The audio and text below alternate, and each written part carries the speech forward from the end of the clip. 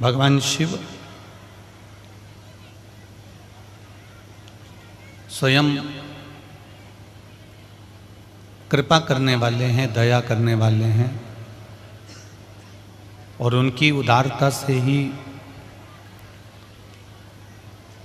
मां ताप्ती शिव महापुराण की कथा श्रवण करने को मिला है।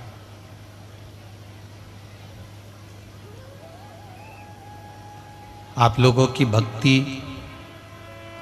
बैतुल वालों की इतनी प्रबल है कि तुम भले ताप्ती तक मत जाओ, पर ताप्ती मैया यहां तक आ जाती है।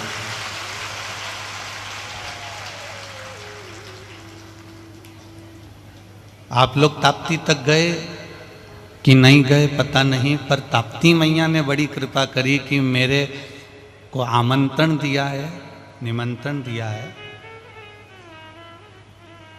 ये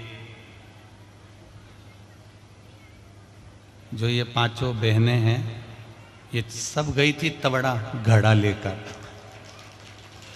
और मां ताप्ती को निमंत्रण देकर आई थी कि आप कथा में जरूर आना। आप बताओ, जिसको दिया है निमंत्रण वो नहीं आएगी तो कौन आएगा? तो उसको तो आना ही था।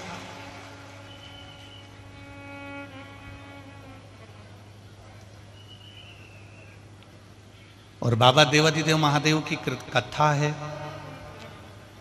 स्वयं विराजमान।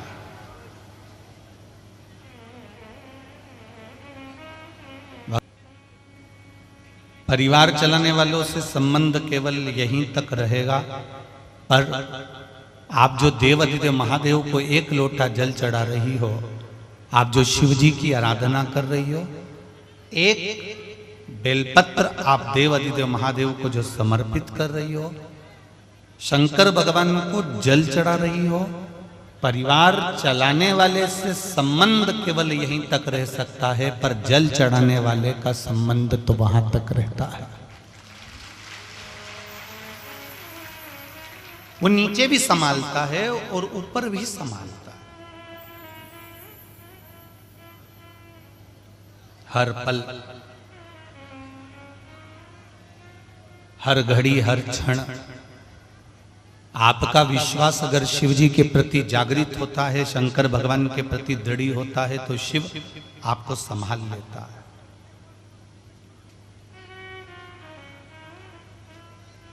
है। रोड पर, राह पर चलते फिरते मिलने वाला ज्ञान आपको परमात्मा से नहीं मिला सकता।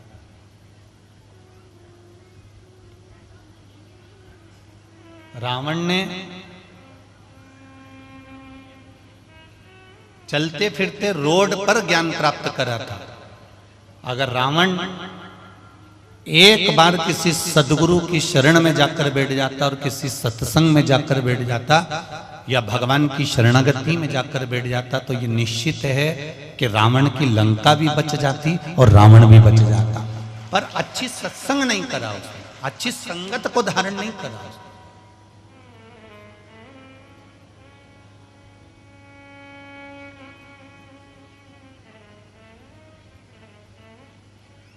दिल्ली में मकान बनाना सरल है,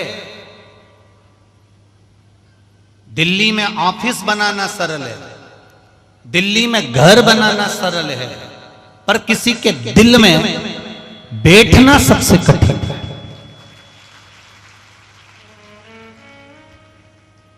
पैसा खर्च करोगे, दिल्ली में मकान बन जाएगा, 1-8 करोड़ रुपए, 25-50 लाख रुपए लगा दिए, दिल्ली में ऑफिस बन जाएगा, मकान बन जाएगा। दिल्ली में मकान बनाना और घर बनाना, ऑफिस बनाना एक सरल कार्य है, पर दिल में किसी के हृदय में विश्वास के साथ बैठ जाना ये कठिन है।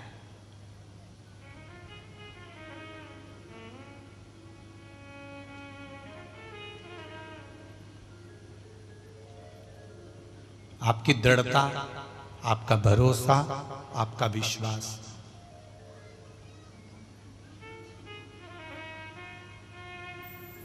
कल रात्रि को बैतुल वालों को आकर देखना था एक बार कि जो भक्त कथा सुनने के लिए भोले के भक्त आए हैं, इधर पानी, नीचे पानी था, उसके बाद भी ये जगह छोड़कर नहीं गए, उसी कीले पर अपनी दरी बिछाकर कम्बल ओढ़कर सोते रहे। जरा विश्वास करिए, कहां से लाओगे ऐसी दृढ़ भक्ति, कहां से लाओगे ऐसा विश्वास?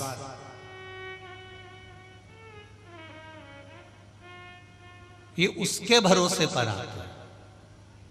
हम लोग कई बार भजन में गाते हैं, न घर के भरोसे हूं ना परिवार के भरोसे हूं, भोलेनाथ दया करना।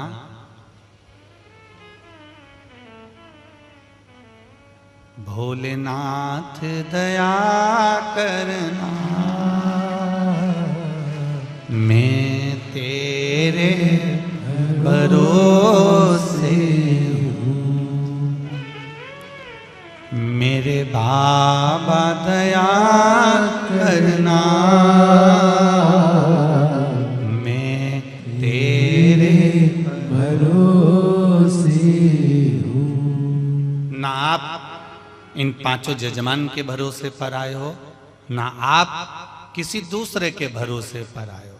उस परमात्मा ने जन्म भी दिया तो खुद के भरोसे पर दिया, स्वयं के भरोसे पर, स्वयं के विश्वास पर। ना घर के भरोसे ना परिवार के भरोसे हूँ, ना घर के भरोसे हूँ, ना परिवार के भरोसे हूँ, मेरे बाबा दया करना,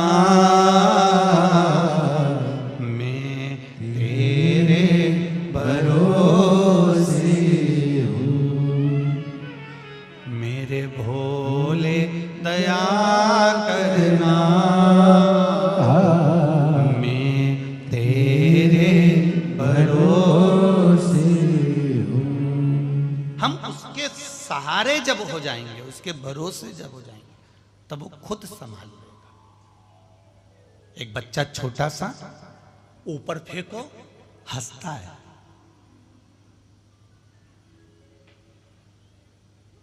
उसको डर नहीं लग रहा। क्यों? ऊपर जाकर नीचे आने में वो हंसता क्यों है? उसको मालूम है कि मुझे नीचे कोई पकड़ने वाला है। कितना भरोसा होगा उस बच्चे को? ऊपर फेंका, बच्चा नीचे आया, उसको मालूम है मेरे पापा हैं, मेरी मम्मी हैं, मेरे पिताजी हैं, मेरी माँ है, मेरे दादा दादी, मेरा चाचा चाची, काका काकी, बुआ फूफा, जो भी हैं, ये मुझे पकड़ लेंगे।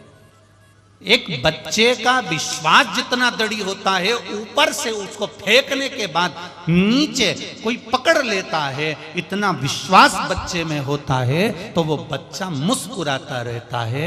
आप भी इतना फेंकने के बाद अगर दुनिया के लोग पत्थर फेंके, आप शब्द के ताने दे, गालियां दे, आड़ा टेढ़ा बोले, और कोई कितना ही कोसे, और चाहे कितना ही घाटा लग जाए और दुनिया का सारा दुख तुम्हारे ऊपर आ जाए, तो भी तुम मुस्कुराते रहना, क्योंकि पकड़ने वाला देवाधिदेव महादेव।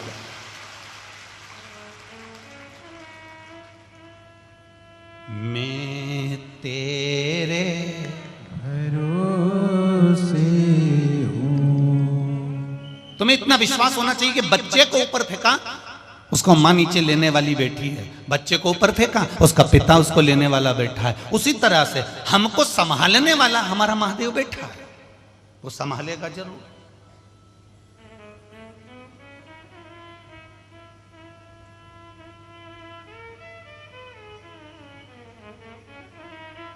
आज भोपाल में पानी गिर रहा है सुबह से, रायसेन में पानी गिर रहा है सुबह से, इंदौर साइड पानी गिर रहा है सुबह से, कुबेरेश्वर धाम पर कल रात्रि से खूब पानी गिर रहा है।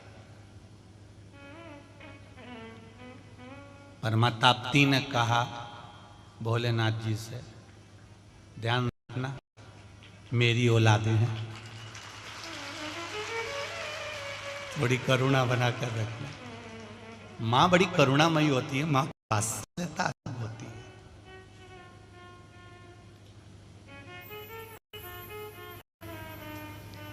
जिस समय पर माँ ताप्ती का विवाह हुआ था स्वर्ण जी के साथ में, और स्वर्ण जी माँ ताप्ती के स्नेह में इतना डूब चुके थे कि अपना राज्य तक भूल चुके थे।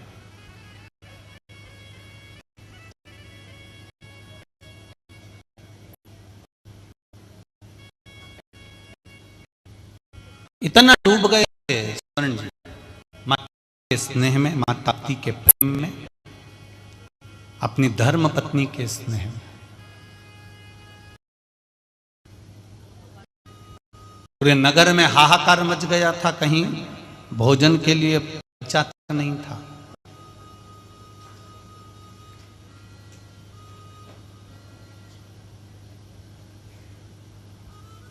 जरा विचार करिए, राजा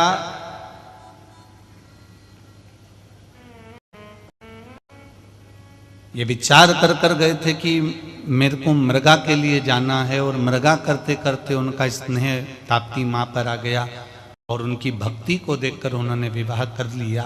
पर राजा स्नेह में इतने डूब गए थे कि माँ ताप्ती के कि उन्होंने प्रजा को भी छोड़ दिया और घर ही नहीं गए। एक वन में जाकर, एक पहाड़ पर, एक पर्वत पर जाकर रहने लगे। अब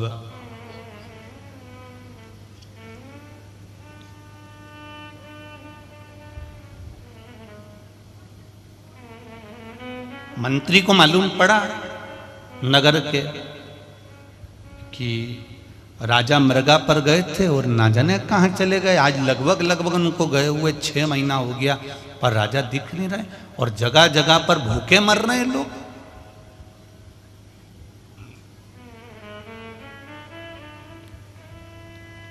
नगर का राजा ही अगर गायब हो जाए, नगर का राजा ही कहीं चले जाए,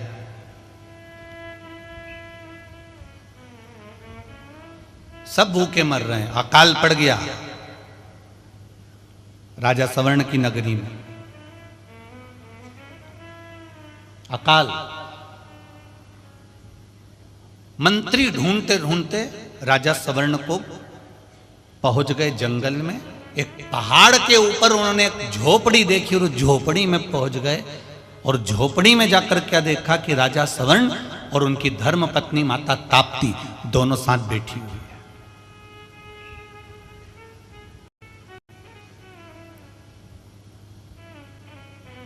राजा स्वर्ण मां ताप्ती से बातें करने में लगे थे, पर माता ताप्ती ने मंत्री को देख लिया था कि कोई मंत्री, कोई व्यक्ति आया है और दूर खड़ा है और वो हमको देख रहा है। ताप्ती महारानी ने, माता ताप्ती ने उसी समय अपने पति स्वर्ण जी से कहा, स्वामी मैं आपके लिए जल भरकर लेकर आती हूं। और मां ताप्ती जल लेने के लिए गई। मंत्री को देखकर मां ताप्ती पहचान गई थी कि ये मेरा बालक, ये मंत्री कोई साधारण नहीं हो सकता, क्यों आया है। तब उसने ज्ञात करा और राजा स्वर्ण के पास में से उठकर गई और पानी भरने का बहाना कर कर मां ताप्ती मंत्री के पास जाकर पूछती है, ए देव ये बताओ आप कौन हो, कहां से आए हो, क्यों आए हो। उसने कहा, महारानी जी मैं जानता हूं आप मेरे राजा की रानी हैं, मेरे महाराज ने आपसे विवाह कर लिया।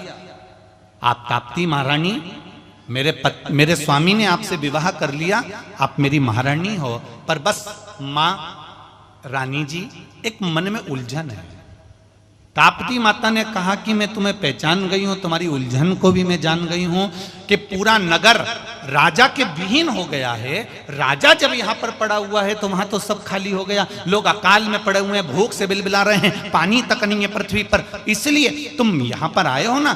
तो मां ताप्ती के चरण तुरंत मंत्री ने पकड़ लिए, रानी जी आपको कैसे मालूम पड़ा ये सब।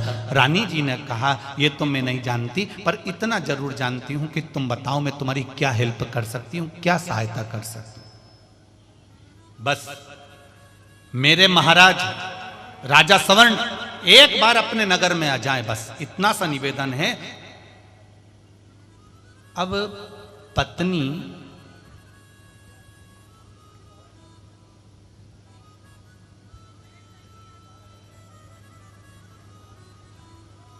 पति से कहे अपनी शादी को 6 महीने हो गए और तुम दुकान पे नहीं जा रहे हो, यहीं घर पे पड़े रहते हो। अगर एक बार अकड़ कर अगर पत्नी ने उससे कह दिया कि तुम दुकान पर नहीं जाते, तुम काम पर नहीं जाते, तुम नौकरी पर नहीं जाते, तुम सर्विस पर नहीं जाते, 6 महीने शादी को हो गए और तुम यहीं पड़े रहते हो, तो पति को बुरा लगेगा कि नहीं लगेगा? बताओ। ये मुझे ज्ञान दे रही है, कल की आई और मुझे समझा रही है। अगर डायरेक्ट माता ताप्ती अगर अपने पति सवर्ण जी से कह देती कि तुम जाओ अपने नगर चलें, अपन नगर में जाकर निवास करेंगे, तो राजा को बुरा लग जाता, क्योंकि राजा तो रानी के स्नेह में डूबा हुआ था। तब माता ताप्ती ने मंत्री से कहा, एक काम करो, तुम्हारे नगर में भूखे मरने की जो दशा है उसको चित्र बनाओ भोजपत्र पर, और भोजपत्र पर चित्र बनाकर आप राजा को भेंट करो गिफ्ट में। मंत्री ने चित्र बनाया तो रानी जी से पूछा, ताप्ती महारानी जी से, माँ मेरे को तो चित्र बनाना नहीं आता। ताप्ती जी ने कहा तो चिंता मत कर, तो बिल्कुल चिंता मत कर। माता ताप्ती ने अपने केश को हिलाया, हिलाते से केश में जो पानी लगा हुआ था, मां ताप्ती का वो जल उस मंत्री के मस्तिष्क पर पड़ जाता है, और मंत्री ने मात्र कागज को हाथ लगाया भोजपत्र को, और उस पर पूरा की पूरा उसके राजमहल में, जैसा उसके राज्य में लोग भूखे मर रहे थे, वैसा की वैसा ही चित्र उस भोजपत्र पर बन जाता है।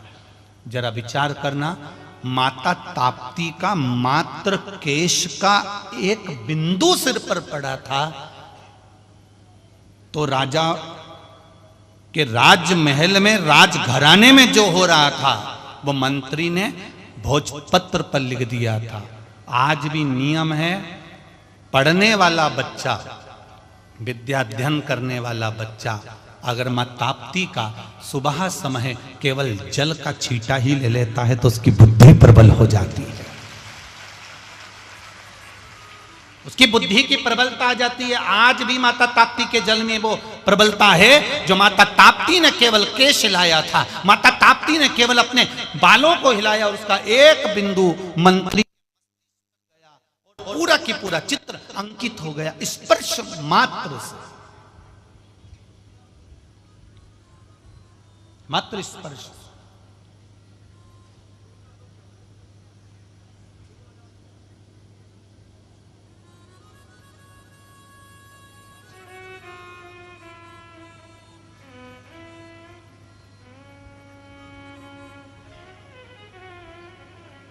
इसलिए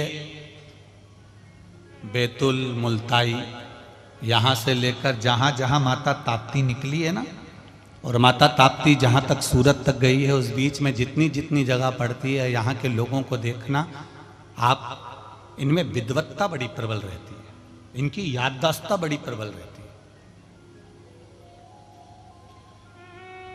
इनकी याददाश्त प्रबल।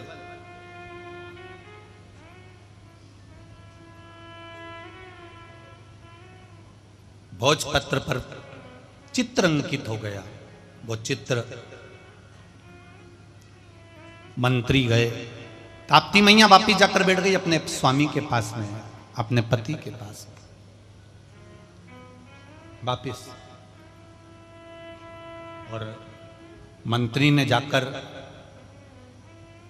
राजा सवर्ण को आवाज लगाई, महाराज जय जयकार हो आपकी, महाराज जय जयकार हो आपकी। सवर्ण ने पूछा, मंत्री जी तो मुझे ढूंढते हुए यहां गए, क्या बात है, कैसे आना हुआ, कारण क्या है यहां आने का तुम्हारा?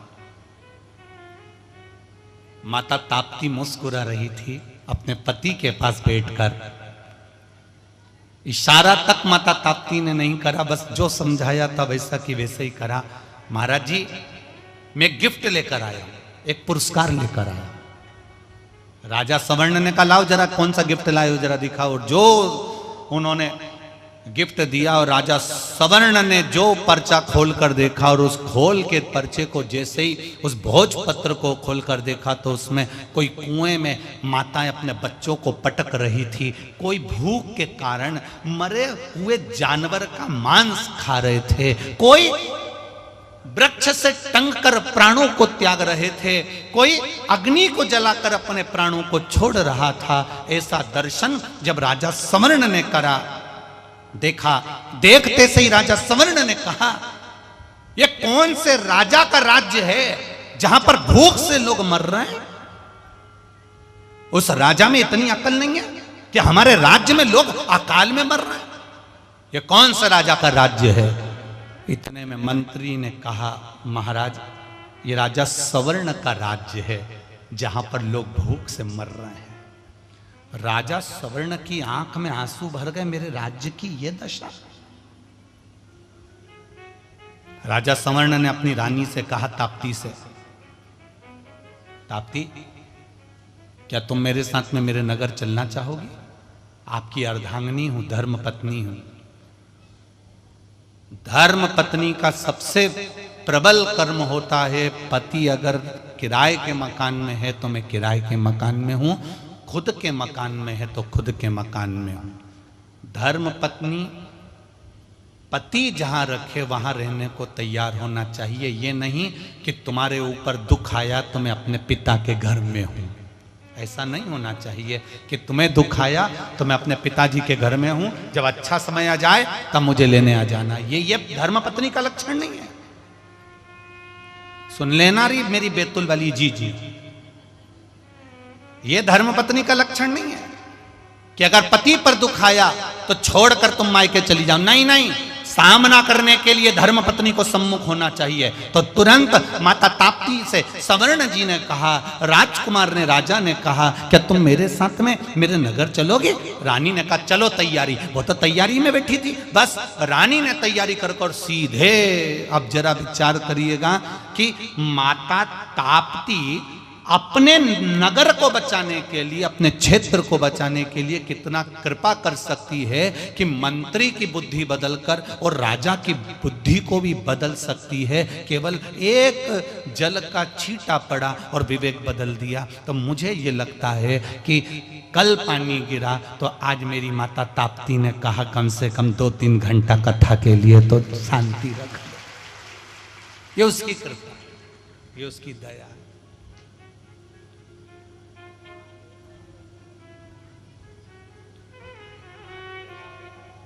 तेरी कृपा बिना न हिले एक भी अणु, लेते हैं श्वास तेरी कृपा से तनो तनो। बखान क्या करूं मैं राखों के ढेर का, चपटी भभूत में है खजाना कुबेर का। शिव महापुराण की कथा कर रहे। रास्ते में मिलने वाला ज्ञान प्रबल नहीं हो सकता, चलते चलते मिलने वाला ज्ञान प्रखर नहीं हो सकता। रास्ते में रोक कर अगर तुम्हें कोई ज्ञान दे तो वो ज्ञान प्रबल नहीं हो सकता। एक सतगुरु के पास में बैठकर, एक गुरुजन के पास में बैठकर जो लिया जाता है वो जिंदगी में कभी अटकने नहीं देता है। वो ज्ञान प्रबल ज्ञान होता है, वो प्रबल ज्ञान। गुरु में और भगवान में एक अंतर है।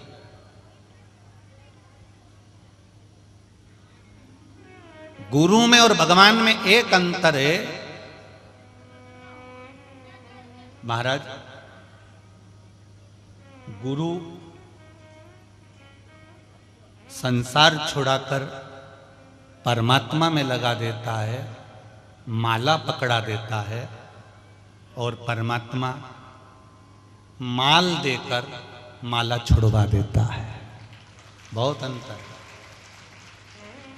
गुरु माला पकड़ाएगा और परमात्मा माल पकड़ाएगा। गुरु माला पकड़ाकर संसार छुड़ा देगा और परमात्मा माल पकड़ाकर माला छुड़ा देगा। ये बड़ा गुरु और भगवान में बड़ा अंतर है। जो राष्ट्र की सेवा करने वाले होते हैं ना, राष्ट्र के जो सेवक होते हैं, जो सैनिक होते हैं, जो राष्ट्र सेवा में तल्लीन रहते हैं, वो अपने घर की परवाह नहीं करते। उसी तरह जो परमात्मा की भक्ति में लगा रहता है, उसको भी अपने घर की परवाह नहीं होती। उससे मालूम है कि मेरा महादेव बैठा है, वो संभाल लेगा। उसको मालूम है। राष्ट्र सेवा वाला भी ये सोचकर बैठता है कि मुझे बॉर्डर पर जाना है, मुझे राष्ट्र हित के लिए जाना है, राष्ट्र सेवा में जाना है, तो वो भी तत्पर होकर खड़ा रहता है। अभी आप देखिए, आप सब लोग कथा सुन रहे हो और आरएसएस के, बजरंग दल के, विश्व हिंदू परिषद के और दुर्गा वाहिनी के, हिंदू उत्सव समिति के, जितने जितने ये संगठन है, ये सब चारों तरफ लगे हुए हैं, रोड से लेकर हर जगह सेवा में लगे हुए हैं। इनको देखिए आप।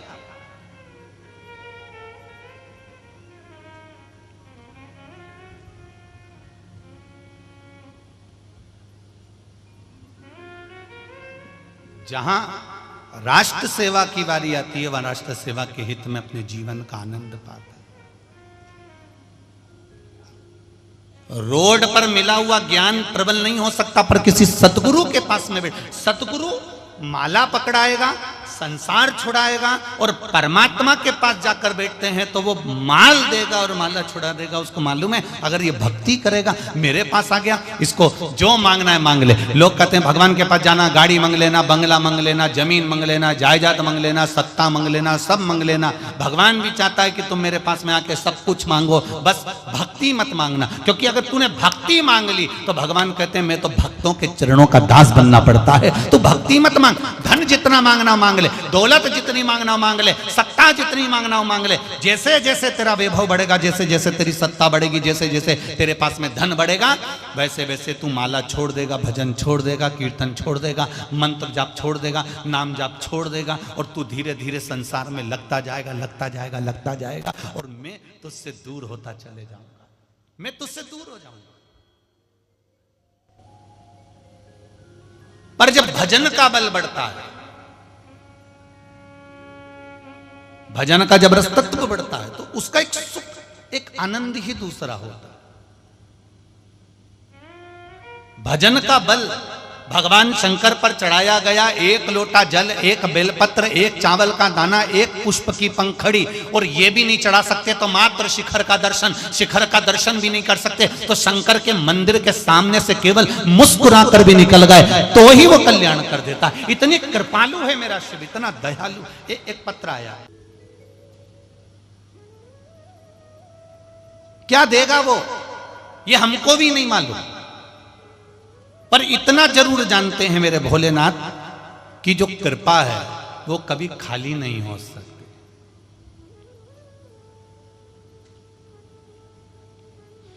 इतना कीचड़ कर दिया इस पूरे ग्राउंड में, इतना कीचड़ कर दिया।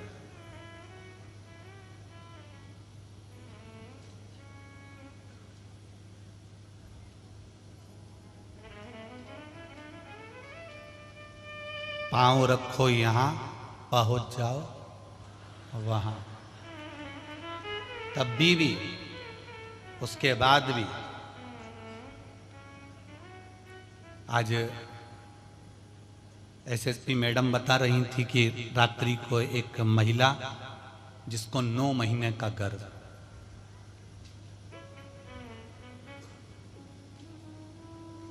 उसको खूब प्रशासन ने भी कहा कि आप पानी बहुत गिर रहा है, आपसे हाथ जोड़ के निवेदन है, आप चलो, हमें आपको बाहर निकाल दो। नहीं, पहले मेरी संतान जा चुकी है, डॉक्टरों ने मना कर दिया था कि मेरा गर्भ नहीं है, तुम्हारे को अब औलाद नहीं होगी, शिव जी ने दे दी है, इसलिए मैं इस कथा में आई हूं, मुझे लेकर मत जाओ, मुझे यहाँ छोड़ो, मुझे कथा सुनो। बैठी हैं क्या? आप ही हैं? हर हर महादेव, जय हो आपकी, प्रणाम। ये आपका विश्वास है प्रबल, बैठिए, बाबा ने आपको संभाला, बैठिए। मुझे यहीं रहना है, मुझे कथा सुनने आई हूं, बस मैं कथा सुनना चाहता हूं, उसके सिवा कुछ नहीं, कथा के सिवा मैं कुछ नहीं। प्रशासन बोला कि आप चलो, फिर उन्होंने भी कहा भी सरी कि आप फिसल जाओगी, तुम्हें कौन संभालेगा? तो उन्होंने कह दिया, मैं तेरे भरोसे हूं। बच्चा उछला भी वहीं और गिरने, कभी कभी छोटे छोटे बच्चों को देखना कुर्सी पे वहीं चढ़ते हैं जब मम्मी बैठी होती है। उनको मालूम है कि मैं कुर्सी से गिरूंगा ना, कूदूंगा ना तो मेरी माँ संभाल लेगी, अगर मैं सोफे पे से कूदा ना मेरे पापा संभाल लेंगे। उसी तरह शिव महापुराण में जितने आते हैं ये किसी के भरोसे पर नहीं आते, इनको मालूम है वो है ना, संभाल लेगा, वो संभाल। फिर पुलिस प्रशासन ने उनके हाथ जोड़े, तब उनको एम्बुलेंस बुलवाकर फिर उनको दूसरी जगह पर लेकर गए, आराम करवाया। ये सब चीजें बाबा के भरोसे पर है। पर एक निवेदन आपसे करना चाहूंगा, जब प्राकृतिक कोई आपदा पड़ती है, जब प्रकृति का, यहाँ तो समिति तो बहुत अच्छा काम करती है, समिति ने तो सारी व्यवस्था एक नंबर करी, इतने जोरदार जोरदार उन्होंने पूरे पार्किंग बनाए, लगभग बता रहे थे 100 एकड़ में पार्किंग बना हुआ है। अब 100 एकड़ में पार्किंग बना है, जरा विचार करिए। और कथा पंडाल भी उन्होंने आलीशान बनाया, भोजन व्यवस्था भी उनने जोरदार करी, सब कुछ उनने अच्छा करा। पर प्रकृति के आगे कौन क्या कर सकता है? और जब प्रकृति कोई आपदा रहे तो आप सभी श्रोता भाई बहनों से निवेदन है, उस समय पर जब प्रशासन आपसे कुछ कहे कि साहब चलो यहाँ से हम तुम्हें वेयर हाउस तक ले चलते हैं, वहाँ छोड़ देते हैं, और वहाँ ले चलते हैं, वहाँ छोड़ देते हैं। बहुत बहुत साधुवाद में बैतूल के निवासियों को, किलेदार परिवार को भी दूंगा, इन्होंने वेयर हाउस खुलवा दिए, सारा जगह जगह खुलवा दिया कि रुको सबके लिए। और पूरी बैतूल की जो धर्मशालाएं हैं उनको भी नमन करता हूं, उन्होंने भी कह दिया हमारी धर्मशाला में आकर रही है। और मैं धन्यवाद दूंगा बैतूल के रहने वाले एक एक भाई बहन को, जो आसपास में जिनके घर थे उन्होंने घर खोल दिया कि हमारे घरों में आकर रही है। ये प्रेम मां ताप्ती की कृपा से आपको मिला, ये वात्सल्यता दुनिया में कहीं नहीं मिल सकती। कौन किसको?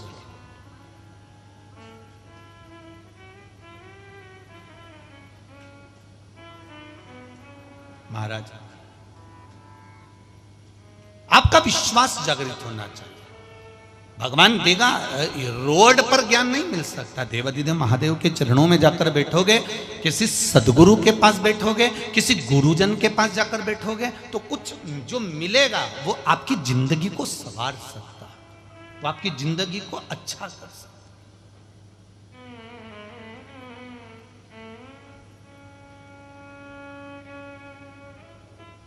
ये सारा सुख कभी कभी कहीं कहीं माता ताप्ती का गुणगान चल रहा है तो इंद्र देवता को भी लगता होगा हमारा तो गुणगान कभी कर ही नहीं, तो उन्होंने भी जलदेव को बुलाया होगा, कहा होगा जाओ जरा पानी बरसाओ। कहीं कहीं हो जाता। एक बुढ़िया दरवाजे के बाहर बैठी थी, सामने से कपास की गाड़ी निकल कर गई, रुई की कपास की ट्राली भरी भराई। बुढ़िया ने सोचा कितना कपास, कितनी फसल बिकेगा तो कितना पैसा आएगा। बुढ़िया सोच सोच के चक्कर खा के नीचे गिर गई। कपास दूसरे का था, गाड़ी दूसरे की थी, पैसा दूसरे का था, चक्कर इसको आ गया। ये चक्कर खा के नीचे गिरी। बेटों ने डॉक्टर को बुलाया, उन्होंने इलाज करना चालू करा, पर बुढ़िया नहीं उठी। सब रोई धोई मच गई, सब रोना चालू कर दिए।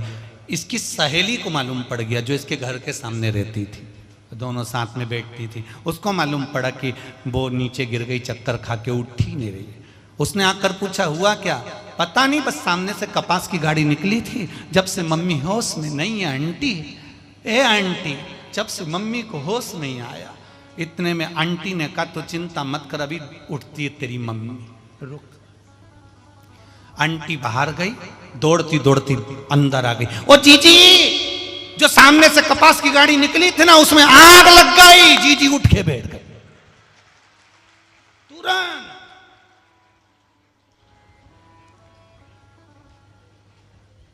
तुरंत उठ के बैठ गए। उठते सी बोली, सही में तेरी सौगंध, तेरी सौगंध। पता होता है कभी कभी इंद्र को भी थोड़ा लगने लगता है कि भाई अच्छा कैसे हो रहा है, तो थोड़ा ना थोड़ा कहीं ना कहीं। पर वो बैठा है तो फिर क्या डरना है। भोलेनाथ दया करना।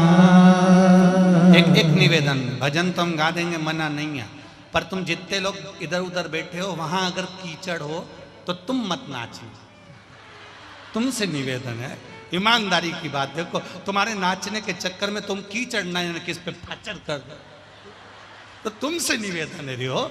और वो जमीन का भी ध्यान रखना, नहीं तो अभी तुम बैठी थी तो प्लेन थी, और अभी मालूम पड़े इधर से दबा दी, वो इधर से उठा दी, तो आफत हो जाए। इसलिए दोनों हाथों से प्रेम से सलाह देने वाले यदि अच्छे होंगे तो आपकी जिंदगी भी अच्छी ही बनेगी। कोई आपको ऐसी सलाह दे देता है कि आप गलत मार्ग पर चले जाते हो और जिंदगी बर्बाद हो जाती है।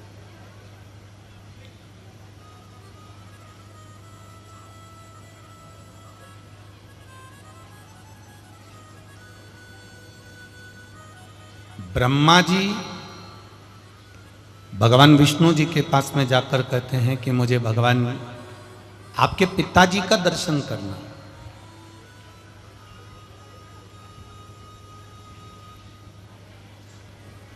और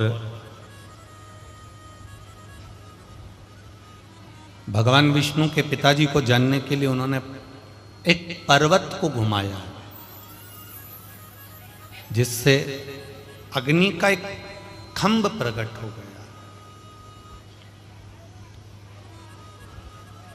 उस अग्नि के खंभ का जो स्वरूप है वो भगवान शंकर के लिंगायत स्वरूप शिवलिंग जैसी आकृति प्रकट हो गई। जब शिवलिंग की आकृति प्रकट हो गई तो देवाधिदेव महादेव ने कह दिया कि यही मेरे पिता हैं। भगवान विष्णु कह रहे हैं कि ये महादेव मेरे पिता हैं, अब मुझे किसी और नहीं जाना। पर ब्रह्मा जी के हृदय में विश्वास जागृत नहीं हुआ। ब्रह्मा जी उसको मानने को ही तैयार नहीं है। संसार में ऐसे कई लोग मिलेंगे आपको जो महादेव को महादेव नहीं मानेंगे, ब्रह्मा को ब्रह्मा नहीं मानेंगे, विष्णु को विष्णु नहीं मानेंगे। और आपको सीख देने वाले भी बहुत मिलेंगे कि जो कहेंगे कि आप इनके चक्कर में क्यों पड़े हो, आप ब्रह्मा जी को छोड़ दो, गणेश जी को छोड़ दो, देवी जी को छोड़ दो, देवता जी को छोड़ दो।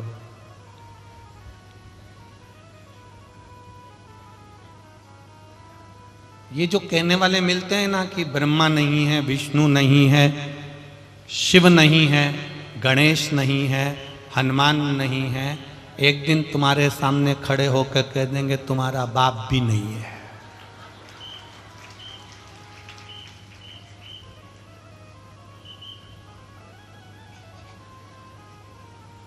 ये बहुत सीख देते हैं। तुम्हारा जो एरिया है ना, ये बैतूल क्षेत्र से इधर आसपास का जो क्षेत्र है, यहाँ लोगों को बहुत भटकाया जाता है, बहुत। और अभी आ रहा है, दिन बाकी है, दिसंबर का ही महीना चल रहा है।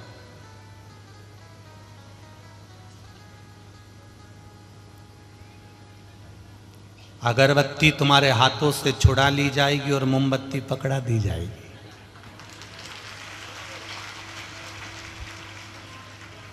ये जो लोग रहते हैं ना, ये कहते हैं सब अगरबत्ती में बांस है, अगरबत्ती में बांस है, अगरबत्ती नहीं लगाना चाहिए। कल से ये कह देंगे कि तुम्हारे पेट में भी मल भरा रहता है तो भगवान के मंदिर ही नहीं जाना चाहिए। बहुत चतुर चतुर लोग हैं संसार में। ए बैतुल वाली जीजियों, और एक की जगह 4 लगाएंगे, एक हमारी, दूसरी उनकी, समझ गए, तीसरी अपने बच्चों की, और चौथी हमारी पड़ोसन की कि वो भी मंदिर जाए। बस इतना हम अगरबत्ती लगाएंगे। अब तुम्हें बुरा लगे चाहे भला लगे, और तुम चाहे सितारा टांगो चाहे सूखा हुआ पेड़ खड़ा कर दो, हमें कोई फर्क नहीं पड़ता। भजन में चित्त लगाइए। राम हमारा है, कृष्ण हमारा है, शिव हमारा है, और मां ताप्ती भी हमारी जान है, हम छोड़ नहीं सकते। ये मां ताप्ती भी हमारी जान है, हम इसको कैसे छोड़ दें?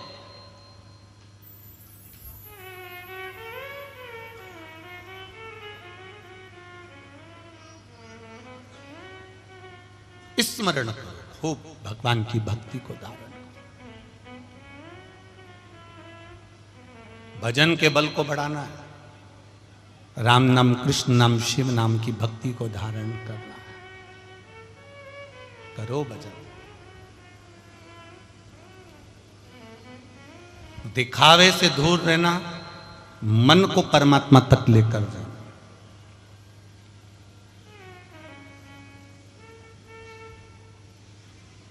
महाराज शिव कथा कर,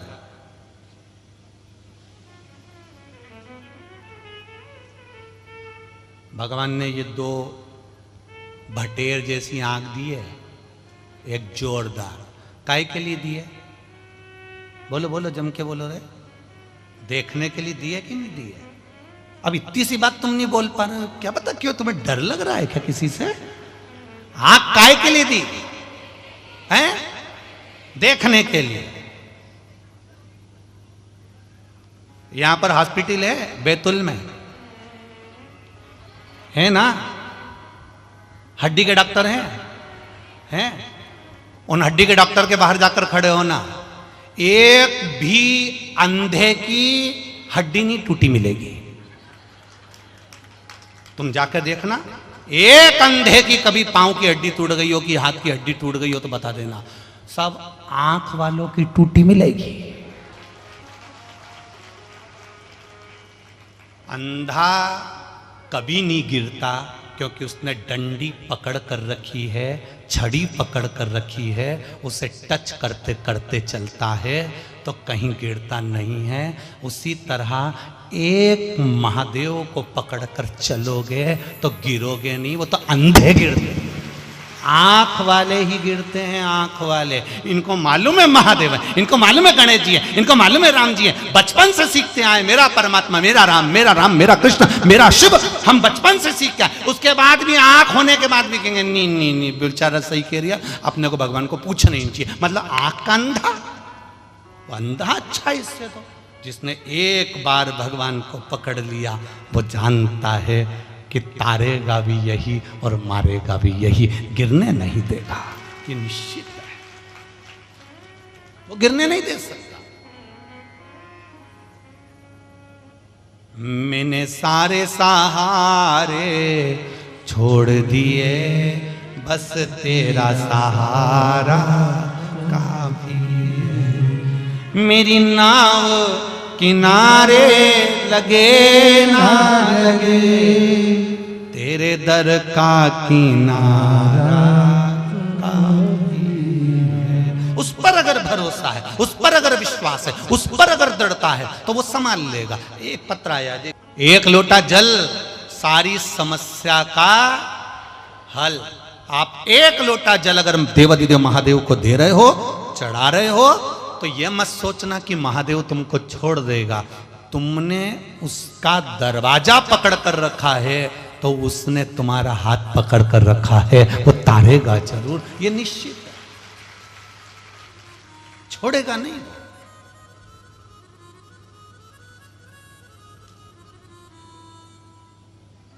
साधेगा जरूर, उसकी निश्चितता है। शिव कथा कह रही, बाबा देवादिदेव महादेव का पावन चरित्र कह रहा है। भीतर प्रेम रखकर भगवान शिव को रिझाइए। आज के समय में, आज के जमाने में, आज की जो स्थिति चल रही है, उतना तो जहर में भी जहर नहीं होता जितना लोगों के दिल में दूसरे के प्रति जहर होता है। इतना विचित्र समय है, इतना विचित्र। एक बार जहर में भी उतना जहर नहीं होता जितना जलने वाले एक दूसरे से जलते हैं तो इतना अंदर जहर भर लेते हैं कि वो जिंदगी में उसके लिए अच्छा भी कर देगा तो भी वो कभी जिंदगी में अच्छा नहीं हो सकता, कभी नहीं। एक बार अगर सास ने सोच लिया कि मेरी बहू बुरी है तो वो बहू आखिरी दम तक, सास मरेगी ना तब तक भी सास की निगाह में वो बहू बुरी रहेगी। और बहू ने सोच लिया कि सास बुरी है तो सास मरेगी तब तक बहू को वो बुरी ही लगेगी। अब बुरा देखो ही मत। हमें नहीं चाहिए सास अगर हमको सोने की रकम दे तो नहीं चाहिए। कितने दिन काम करेगी वो सोने की रकम? घर में रखी और कहीं का उठा के ले गया तो। बुराई को, लोभ को, काम को, आसक्ति को, वासना को, तृष्णा को हमारे पास मत आने दो। आप लोगों ने, जितने लोग यहां कथा सुनने आए, आपने घर बनाया होगा तो घर में खिड़की ऐसी रखी होगी जिसमें मजबूती हो। बोलो री जी जी, ऐसी कोई खिड़की रखता है कि एक दम से मारो और अंदर घुस जाए चोटता? एक लात मारी ने खिड़की टूटी ने चोर अंदर। आपने देखा कि खिड़की जरा सी कमजोर है, तुरंत लोहार को बुलाया है, भैया खिड़की मजबूत कर दे। क्यों? कोई चोर अंदर घुस जाएगा। जब घर बनाते हो तो इतनी सेफ्टी का ध्यान रखते हो कि कोई अंदर ना घुस जाए। एक मोबाइल लेते हो तो उस पे सेफ्टी गार्ड लगाते हो, उस पे कवर चढ़ाते हो, उस पे स्किन कवर लगाते हो कि कहीं गिर गया तो बेकार ना हो जाए। तो भगवान ने इतना जोरदार मोबाइल दिया बिना बैटरी का, तो इसका भी तो ध्यान रखो कि इसकी सिम गड़बड़ ना हो जाए और ये मोबाइल कहीं बेकार ना हो जाए। कितना कहते हैं बेचारे ट्रैफिक के पुलिस वाले, कितना कहते हैं, धीमी गाड़ी चलाओ, देख कर चलाओ, स्लो चलाओ, आराम से चलाओ, धीरे धीरे चलाओ। क्यों कहते हैं? जैसे मोबाइल पर कवर होता है, मोबाइल खराब ना हो जाए।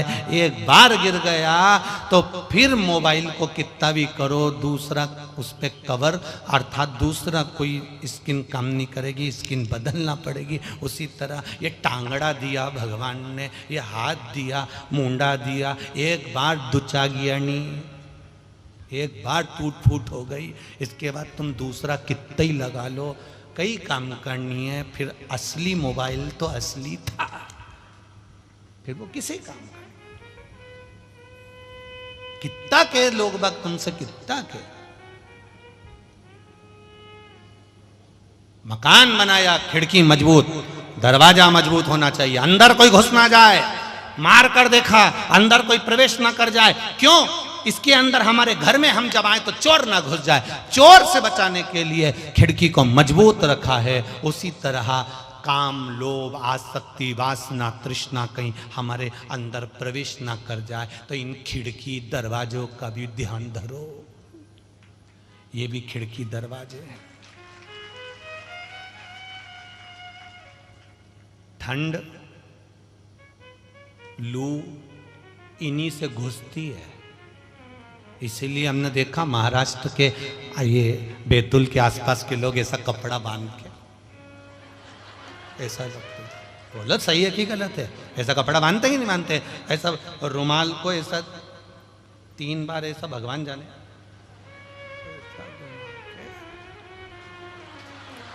ऐसा बांध बना के धर लेते हैं यहाँ के लोग। अब इनसे पूछो क्यों, ये क्यों बांधा है? ठंड पड़ रही है। तो इससे क्या होगा? अंदर घुस जाएगी। फिर गर्मी भी आई तो भी उनने ऐसा बांधा। बोलो री जी गर्मी में भी बांधा, तो क्या गर्मी में क्यों बांधा? लू चल रही है, अंदर घुस जाएगी। एक बार अंदर घुस गई 8 दिन तक वो ठंड, एक बार अंदर घुस गई तो 8 दिन तक पलंग पे पटक के रख देगी। फिर काढ़ा पियो ने, चाय पियो ने, खर्चा बढ़ा देगी कि अदरक की कूट कूट के पियो ने, ये करो ने, वो करो ने, दवाई खाओ ने, डॉक्टर को दिखाओ। एक बार अगर अंदर घुस गई तो फिर ये गड़बड़ कर जाएगी। उसी तरह जब ये कहीं अधर्मियों की लू चले और ये फालतू की बात तुरंत, अगर एक बार अंदर घुस गई ना तो निकलना मुश्किल है। इसलिए बैतूल से सीख लो। बैतूल के लोग बहुत ज्ञान देते हैं क्योंकि मां ताप्ती के तट के हैं। ये बेमतलब की कोई बात को तुल नहीं देते, इसलिए इसका नाम बैतूल है। ये बड़े समझदार होते हैं, इनकी समझदारी पर भाई ये कोई बात को इधर उधर नहीं लेके जाते ही अपनी मर्जी। इतना पानी गिरा, इतना कीचड़ हो गया, पूरे रोडों पर जाम हो गया हर तरह से, पर एक भी हमने देखा बैतूल की मीडिया ने एक शब्द आड़ा टेढ़ा नहीं लिखा। उन्होंने लिख दिया साहब भक्तों का आनंद है, भक्तों का सुख है। धन्यवाद संपूर्ण मीडिया को, सोशल मीडिया को भी और पत्रकार बंधुओं को मेरा नमन। आपकी कलम को नमन करता हूं, आपके प्रेम को नमन करता हूं, आपके स्नेह को नमन करता हूं। ये स्नेह है, ये प्रेम है। इधर भी बहुत सारी बेटी है, ऐसा बांध के खूब सारी बेटी हो, भगवान की कृपा है।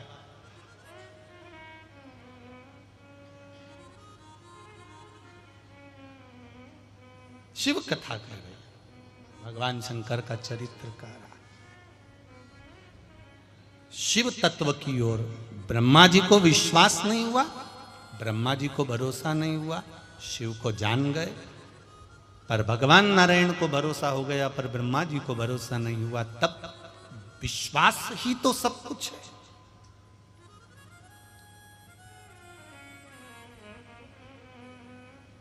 विश्वास के बल पर ही तो सब कुछ टिका हुआ है। कल कथा में चल रहा था कि दक्ष प्रजापति भी अपनी बेटी को देखकर रोए थे और विश्वकर्मा जी भी अपनी बेटी संज्ञा को देखकर रोए थे। विश्वास पर ही तो सब कुछ टिका है। सूर्य देवता के साथ में अपनी बेटी का जो विवाह किया है, ये विश्वास के बल पर ही तो किया जाता है।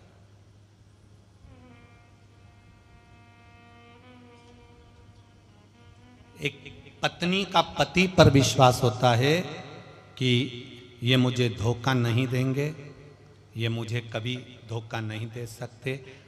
पति का पत्नी पर विश्वास होता है कि ये कभी मुझे धोखा नहीं दे सकते। ऐसा विश्वास मेरे महादेव पर होना चाहिए कि मैंने जल चढ़ाया है तो मेरा महादेव बैठा।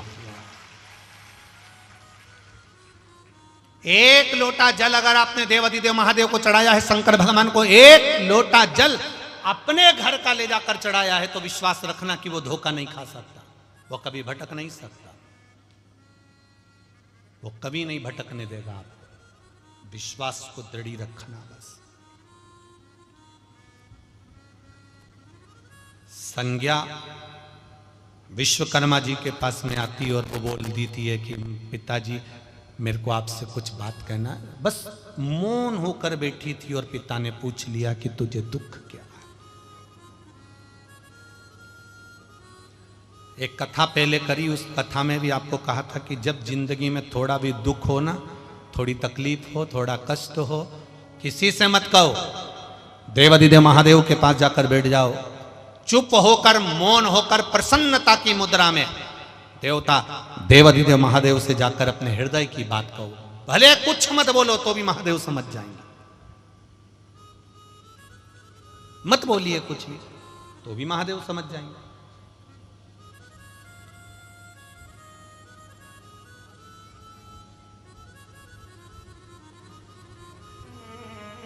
दो कथा स्कंद पुराण में वर्णन है कि दो कथा ऐसी है जिसको देवाधिदेव महादेव ने सुनाया। एक अमर कथा शंकर भगवान ने पार्वती जी को सुनाई और दूसरी मां ताप्ती की कथा अपने बेटे कार्तिकेय को सुनाई, षडानंद कार्तिकेय को सुनाई, स्कंद को सुनाई। बाकी की कोई कथा देवाधिदेव महादेव ने किसी को नहीं कही, केवल स्कंद पुराण में लिखा है दो कथा ऐसी है। एक अमर कथा शिवजी पार्वती को कहते हैं और एक मां ताप्ती का चरित्र, मां ताप्ती का वर्णन स्कंद पुराण में देवाधिदेव महादेव षडानंद कार्तिकेय से कहते हैं। इसके सिवाय कोई कथा देवाधिदेव महादेव ने नहीं सुनाई, केवल दो कथा। और दोनों कथा प्रबल है, अमर कथा भी प्रबल है और ताप्ती कथा भी प्रबल। हम यहां ताप्ती शिव महापुराण की कथा कर रहे हैं, हम यहां ताप्ती पुराण नहीं कर रहे। नहीं तो तुम सोचो कि गुरुजी ताप्ती पुराण बाच रहा है। फिर निवेदन है, ताप्ती पुराण आप घर पे जाके बाच लेना। यहां ताप्ती शिव पुराण है, केवल ताप्ती माता के जीवन चरित्र को छूते हुए उनसे अपने को क्या ग्रहण करना है, उनके चरणारविंद का रसतत्व कैसे हमें ग्रहण करना है, हमें उस आनंद को पाते हुए चलना।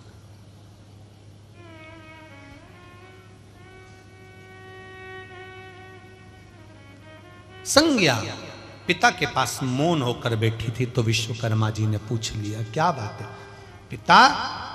कल कथा में कहा था बेटी के भाव को जान जाता है, पिता बेटी के स्वभाव को, पिता बेटी के भाव को जान जाता है।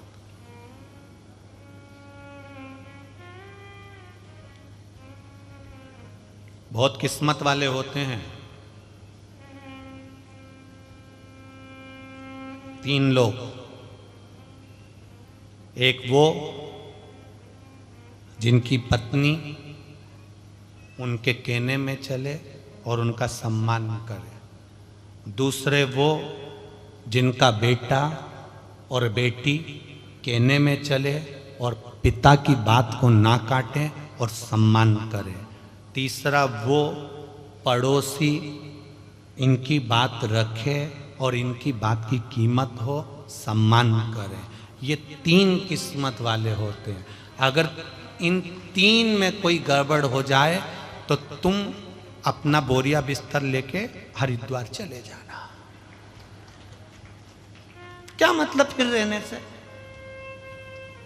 जिस पत्नी के लिए, परिवार के लिए सुबह 8 बजे से दुकान खोलकर बैठते हो, रात के 12-12 बजे तक, 10-10 बजे तक, 11-11 बजे तक कमाते हो, किसके लिए कमा रहे हो? खुद के लिए। खुद पर तो कभी खर्च करते नहीं देखा। बेटे को दिलाया 22,000 का, 50,000 का मोबाइल, खुद लेके बैठा कीपैड। किसके लिए खर्च करा? पत्नी रोज जाए, आनंद करे, डेंटिंग पेंटिंग का आनंद लेवे, रोज आधा घंटा जाके कुर्सी पे बैठ जाने और धागा से यूं चीज करती रहे। किसके लिए कमाया? कमाया अपने परिवार के लिए, खुद के लिए नहीं कमाया। और जब तुमने अपनी पत्नी के लिए, अपने बच्चों के लिए, अपने परिवार के लिए कमाया और वही पत्नी तुम्हारी नहीं सुने, तुम्हारा आदर नहीं करे, सम्मान नहीं करे, जरा जरा सी बात में चिल्ला के दौड़े, और जो बेटे के लिए तुमने इतनी प्रॉपर्टी बनाई है, जिस बेटे के लिए इतनी जायदाद बनाई है, जिस बेटे के लिए इतनी सत्ता बनाई है, और वही बेटा चिल्ला के दौड़े, तो फिर तुमने जोड़ा किसके लिए? कमंडल उठा, नर्मदा परिक्रमा चलो। क्या किसको रोई है? बोलो बोलो जरा जम के, चादर तान के सोई। पूरा इतिहास गवाह है, शास्त्र वर्णन करते हैं। गाय के लिए लोग घर बनाते हैं, कुत्ते को रखने के लिए लोग घर बनाते हैं, चिड़िया रखने के लिए लोग घर बनाते हैं, तोता तोती रखने के लिए लोग घर बनाते हैं, मुर्गा मुर्गी रखने के लिए लोग घर बनाते हैं, हिरण और मोर को रखने के लिए लोग घर बनाते हैं, हाथी को रखने के लिए लोग घर बनाते हैं, शेर को रखने के लिए लोग घर बनाते हैं, पर गधे को रखने के लिए कोई घर नहीं बनाता है। और जो बच्चे तुम्हारी नहीं सुने, आदर नहीं करे, सत्कार नहीं करे, चिल्ला के दौड़े, तो वो समझ जाओ फिर इनके लिए 3 मंजिल बिल्डिंग काहे के लिए बनाना? गधे के लिए कोई घर बनाता है? विचार करो। ये सुने ही नहीं। तुमने किया बेटा, जाके 1 लोटा पानी चढ़ा दे, चिल्ला के दौड़ जाए, हम आज के फैशन के हैं, हम नहीं जाएंगे। और एक एक्सीडेंट हुआ और हॉस्पिटल में पड़ा, फिर मम्मी से कह रहा बहुत तकलीफ। मम्मी बोले मैं शंकर जी का पानी लेके ले आऊं, मम्मी सियोर वाला महाराज कहता था। अब आई समझ में? कितना समझाओ, कितना। अब चलेगा।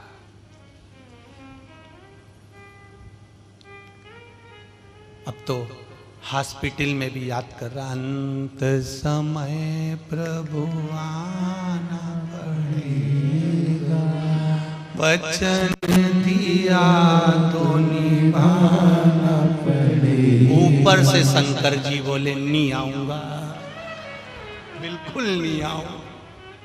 तू मेरे दरवाजे नहीं आया तो मैं तेरे दरवाजे क्यों आऊं? आदान प्रदान का जमाना है, तुम किसी के यहाँ जाओगे तो कोई तुम्हारे यहाँ आएगा। तुम बहन के घर जाओगी तो बहन तुम्हारे यहाँ शादी में आएगी, और तुमने बहन के घर शादी में बहू को भेज दिया तो वो भी अपनी बहू को भेज देगी। और बहन के घर शादी में बहन आती है तो थोड़ा काम कर लेती है, और बहू आती है तो डेंटिंग पेंटिंग करके कुर्सी पे बैठ जाती है, वो काहे को काम करेगी। उसी तरह भगवान कह रहे हैं कि तू मेरे दरवाजे पर आया तो मैं तेरे दरवाजे पर आया, तूने मेरा भजन करा तो मैंने तेरा भजन करा, तूने 1 चावल का दाना दिया, मैंने 10,000 ब्राह्मण का पेट भर दिया, तूने 1 पल्लू को फाड़कर धागा दिया, मैंने 9,999 साड़ी दे दी। भगवान कहता तेरे से ज्यादा रिश्तेदारी मैं निभाना जानता हूं। और जब बैतुल में कथा हुई और तूने कह दिया मम्मी तुम चले जाओ, तो भगवान भी कह देगा यमराज तू चले जा, वो काहे को छोड़ेगा। और भगवान आता है तो नंदी को लेकर आता है, एकदम व्हाइट कलर की टवेरा, और अगर यमराज आएगा तो ब्लैक कलर की स्कॉर्पियो, और ले जाएगा बांध के पीछे से दोस्ता दोस्ता खूब मारता कूटता। और तुम चिल्ला चिल्ला के कहोगी मैंने क्या बिगाड़ा, मैंने तो कभी कुछ करा ही नहीं। यमराज कहेगा चल तोरी कमला, चल तू पहले 2-4 और कूटेगा, फिर ले जाएगा। मैंने क्या करा था? कुछ नहीं करा, बैतुल में कथा हुई और तू सोफे पे चना खा रही थी, इसलिए 2-4 दे। चल अब चल। अंत समय प्रभु आना पड़ेगा, और वचन दिया तो निभाना पड़ेगा। आए ना आए प्रभु कुटुंब कबीला, अंत समय भोले आना पड़ेगा। अंत समय परमात्मा को याद किया, उसको पुकारा, तो यहाँ चित्त कर रहा। विश्वकर्मा जी समझ गए अपने बेटी की दशा और जाकर पूछ लिया, तो आज बेटी ने कहा पिताजी मन की दशा केवल इतनी है, तुम्हारे जमाई का तेज बल बड़ा प्रबल है, सूर्य नारायण का तेज बल बड़ा प्रबल है, उनकी तेजता के कारण मैं वहां से यहाँ आई हूँ, आप कृपा करो ना पिताजी, आप तो सब कुछ कर सकते हो। उन्होंने विश्वकर्मा जी ने सुना और बेटी की दशा सुनकर सूर्य नारायण को निमंत्रण दिया। बेटी की दशा जानकर सूर्य नारायण भगवान को निमंत्रण दिया, सूर्य देवता आइए हमारे यहां पर भोजन के लिए पधारिए, आइए आप। आज सूर्य नारायण को बड़ा प्रसन्नता थी, मेरे ससुराल में मेरा भोजन है।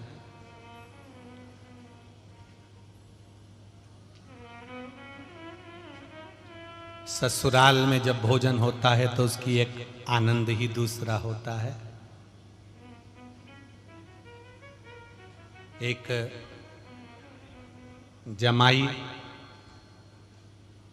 बहुत काले थे, ससुराल आ गए। सास ने उनकी बहुत सेवा करी, श्रीखंड, रबड़ी, दही, दूध खूब खिलाया। जमाई 8-10 दिन तक रहे, जाने लगे। सास ने कहा नहीं जमाई साहब अभी नहीं जाने दूंगी आपको, आप यहीं रहिए, आपके चक्कर में हमको भी दूध दही खाने को मिल रहा है, इससे बढ़कर और क्या चाहिए। जमाई ने सोचा सास पहली बार मेरे को इतना मनवार करके खिला रही है, इतना मनवार कर कर मुझे रोक रही है। पूछा नहीं मुझे जाना होगा। नहीं जमाई साहब तुम्हारे चक्कर में हमको भी खाने को मिल रहा है दूध दही, तुम्हें तो रुकना पड़ेगा। जमाई को इतनी खुशी हो रही कि सास पहली बार इतना रोक रही है। जमाई सदा नहीं गया, उन्होंने पूछ लिया मम्मी, माताजी, सासू जी, आप मुझे इतना क्यों रोक रही हो और मेरे चक्कर में कहाँ आपको दही दूध खाने को मिल रहा है। नहीं जमाई साहब बात इतनी सी है, हमारी भैंस को एक बच्चा हुआ था, वो मर गया, तब से भैंस ने दूध देना बंद कर दिया था। जब से तुम आए हो भैंस को लग रहा है कि मेरा छोरा आ गया। तुम्हारा ऐसा काला स्वरूप देखकर भैंस तब से दूध अच्छा दे, और तुम्हारे चक्कर में हमको भी खाने को मिल रहा। जमाई को गुस्सा आ गया, वो तो चले गया। बता गजब, जमाई में और भैंस के छोरे में कोई अंतर नहीं।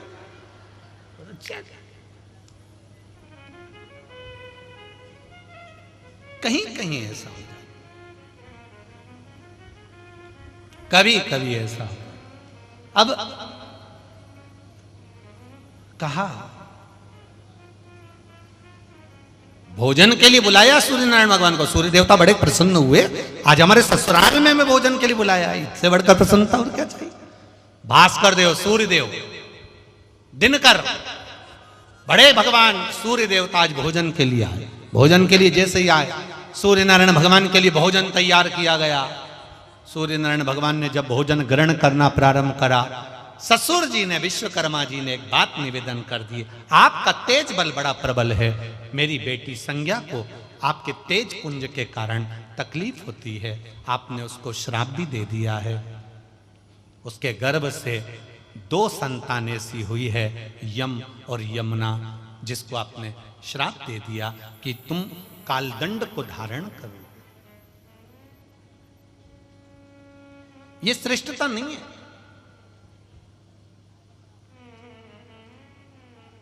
इसमें सहजता और इसमें श्रेष्ठता नहीं है। भास्कर देव सूर्य देवता ने हाथ जोड़कर कहा अपने ससुर जी से, पिताजी आप क्या चाहते हो वो बताओ, बस आपका तेज थोड़ा कम हो जाए।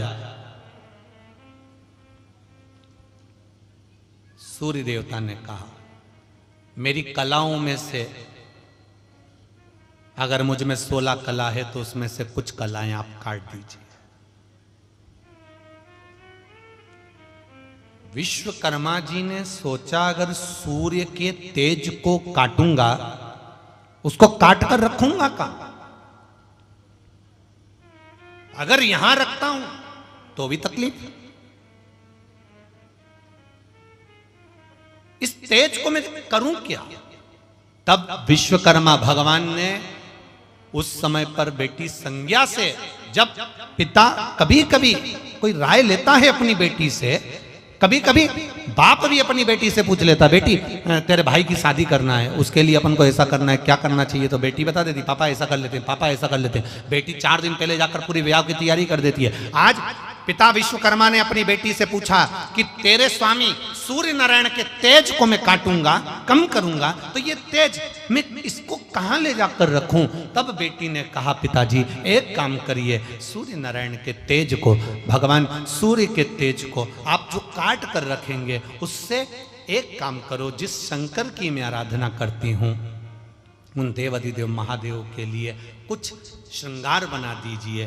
तब विश्वकर्मा जी ने जो सूर्य का तेज काटा, उस कटे हुए तेज से सुदर्शन चक्र त्रिशूल और यमराज को देने वाला कालदंड बनाकर प्रदान कर दिया।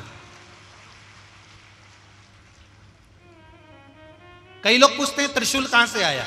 देवादिदेव महादेव को त्रिशूल किसने दिया? भगवान शंकर को नंदी तो प्रजापतियों ने दिया था, पर भगवान शंकर को त्रिशूल किसने दिया? वो त्रिशूल आपको ज्ञात होना चाहिए, वो त्रिशूल कोई साधारण नहीं है। जिस त्रिशूल को भगवान शंकर के हाथ में देखते हो, शिव मंदिर में देखते हो, शंकर के द्वार पर देखते हो, वो त्रिशूल साधारण नहीं होता। वो सूर्य के तेज से कटा हुआ वो भाग, कलाओं का सूर्य के तेज का भाग काट कर उसको त्रिशूल का निर्माण करा गया, सुदर्शन चक्र का निर्माण करा गया। सुदर्शन चक्र और त्रिशूल ये भगवान शंकर के अस्त्र थे। भगवान विष्णु ने एक बार 108 कमल पुष्प भगवान शंकर को देना प्रारंभ करा और एक बार शिव जी ने उनकी परीक्षा ले ली और कमल पुष्प गायब कर दिया, तो भगवान नारायण ने अपना नेत्र निकालकर भगवान शिव को दिया। शिव जी त्रिनेत्रधारी हो गए। शंकर भगवान ने कहा, नारायण आपने मुझे अपना नेत्र दिया है, मैं आपको क्या दूं? तब भगवान विष्णु ने शंकर भगवान से उनका सुदर्शन चक्र मांग लिया। शंकर जी ने अपना सुदर्शन चक्र भगवान नारायण को दे दिया। भगवान विष्णु के नेत्र से शंकर भगवान त्रिनेत्रधारी हो गए और भगवान शंकर के सुदर्शन चक्र से भगवान विष्णु, जम के बोलो, सुदर्शन चक्रधारी हो गए।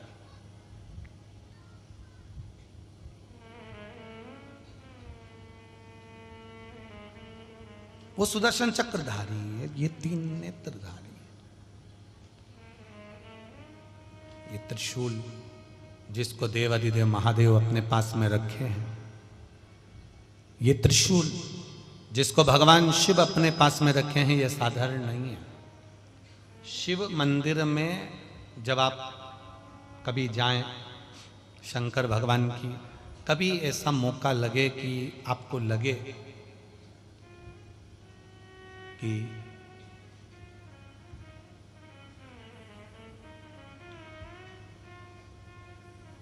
कहीं आपका यश कम हो रहा हो, आप जानते हो कि मुझको यह काम करवाना है और यह काम आगे हो ही नहीं रहा है, यह फाइल आगे बढ़ ही नहीं रही,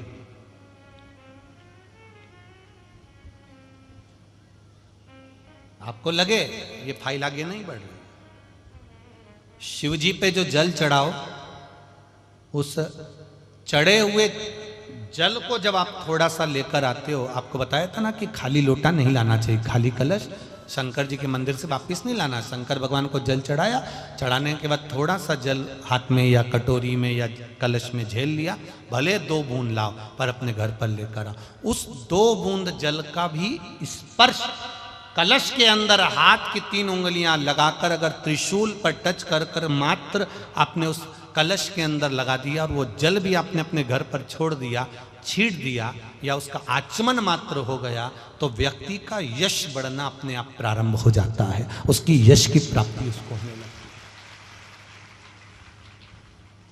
उसको यश की वृद्धि होने लगती है, उसको यश की प्राप्ति होने लगती है।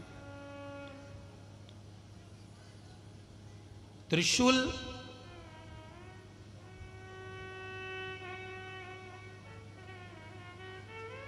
का दान, त्रिशूल का स्पर्श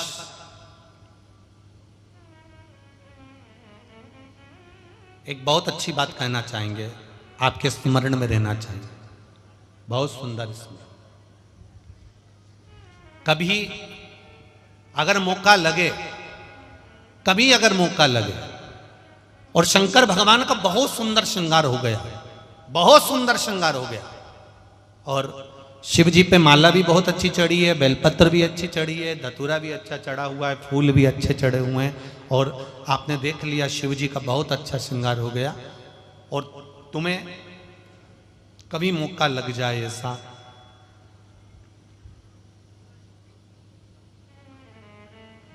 और तुम्हारे पास में एक अच्छी सुंदर सी माला हो पुष्प की, तो आप पुजारी जी को या पंडित जी को कह दो, या पंडित जी मां नहीं हो, शिव जी का अच्छा श्रृंगार हो गया हो, तो वो माला केवल त्रिशूल की, जो त्रिशूल है उस त्रिशूल पर ही उस माला को अगर आपने केवल टांगी दिया, तो भी आप उन्नति की सीढ़ी पर आगे बढ़ना प्रारंभ कर देते। पर किस समय पर? जब भगवान का पूर्ण श्रृंगार हुआ, पूर्ण श्रृंगार शिव जी का हो गया और माला तुम्हारे हाथ में है और तुमने देखा भगवान का श्रृंगार हो गया। अब शिव जी पे अगर माला चढ़ाऊंगा और श्रृंगार गिर जाएगा तो उस माला को आप अपने यश प्राप्ति के लिए, अपने आनंद के लिए, अपनी उन्नति के लिए आप उसको त्रिशूल पर चढ़ा सकते। हम कई बार एक बात बहुत अच्छे से आपको वर्णन किए हैं कि कभी मौका लगे और आप किसी कंपटीशन एग्जाम में बैठ रहे हैं या एक ही जगह पर सर्विस करते करते बहुत समय हो गया और वहां पर उन्नति नहीं हो रही है, आपका प्रमोशन नहीं हो रहा, तब 7 बेलपत्र केवल त्रिशूल का 3, जो त्रिशूल में 3 नोक होती है, पहले साइड की दोनों स्पर्श, फिर बीच का स्पर्श कर कर अपने हृदय की कामना कर कर अशोक सुंदरी वाली जगह पर मात्र चढ़ा देने पर भी व्यक्ति जिस जगह पर नौकरी कर रहा होता है उससे उसका प्रमोशन का चांस बढ़ जाता है और उसकी उन्नति की ओर अग्रणीयता होती है। त्रिशूल भगवान देवाधिदेव आनंद करने वाले महादेव के जो हाथ में आया है वो त्रिशूल कोई साधारण नहीं, स्वयं सूर्य नारायण की कला को काटकर बनाया, भास्कर देव की कला को काटकर। पर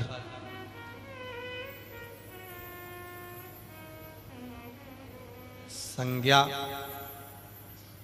फिर गई भगवान सूर्य नारायण जी के पास में, भगवान भास्कर के पास में। क्या देखा? इतना जितना तेज कम किया था परंतु उतना की उतना तेज आज भी सूर्य नारायण में है। वो तेज कम जरूर हुआ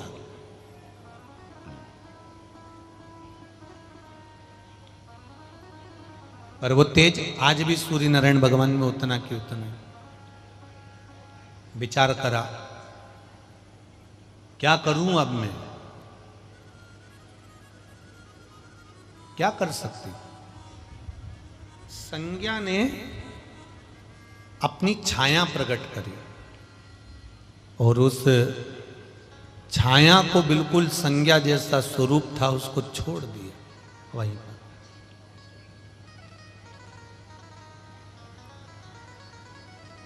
छाया ने पूछा मेरे लिए क्या आदेश है?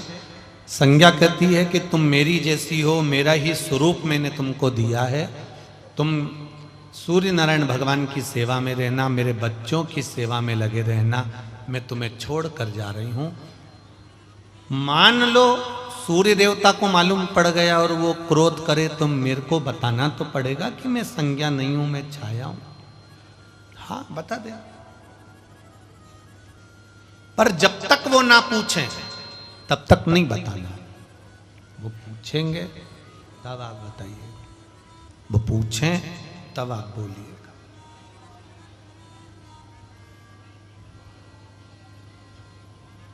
ठीक है। संज्ञा पिताजी के पास फिर आ गई तो पिताजी फिर जान गए, अभी मैंने तुम्हें विदा करा था फिर तुम आ गई, क्या बात है, क्या हुआ ऐसा? विश्वकर्मा जैसे पिता होना चाहिए। बेटी अगर जरा जरा सी बात में लड़ झगड़ कर, क्रोध कर कर जरा जरा सी बात में अगर घर आ रही है तो उस बेटी को समझाने के लिए विश्वकर्मा जैसे पिता होना चाहिए, जो बेटी को समझा दे कि बेटी ये घर तुम्हारा है माना, हम तुम्हारे हैं माना, पर विवाह होने के बाद ससुराल तुम्हारा मूल है, तुम वहां जाओ, वहां सेवा में लगो, वहां कार्य करो। पर संज्ञा को समझाया पिताजी ने, पिताजी कहते हैं वापिस जाओ। संज्ञा चली तो गई पर सूर्य देवता के पास ना जाकर एक अश्वी का रूप धारण करके, एक घोड़ी का रूप धारण कर कर वन में रहने लगी, लौट कर नहीं गई। विश्वकर्मा जी को लगा कि मेरी बेटी चली गई है, विश्वकर्मा जी को लगा मेरी बेटी पहुंच गई।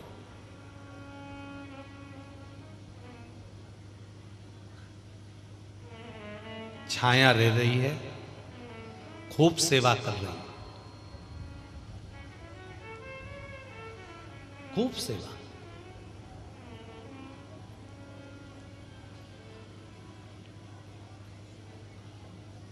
एक बात हम पहले भी कथा में कहे, आज फिर कह रहे हैं।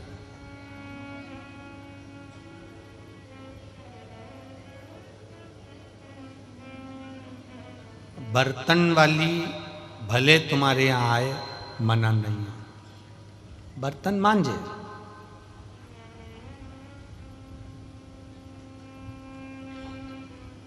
कपड़े वाली आए, कपड़ा धोए, हम उसकी भी मना नहीं करते।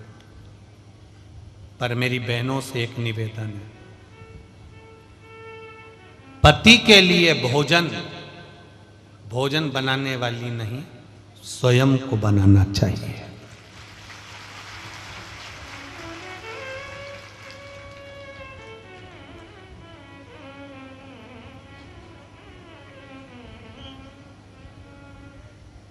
पति 2 रोटी खाता है ना, धर्म पत्नी का फर्ज है 2 रोटी तैयार करो और गरम श्रेष्ठ पति को खिलाए। अब बर्तन वाली बर्तन मांजे, कपड़ा वाली कपड़ा धोए, भोजन वाली अगर भोजन बनाए, तो तुम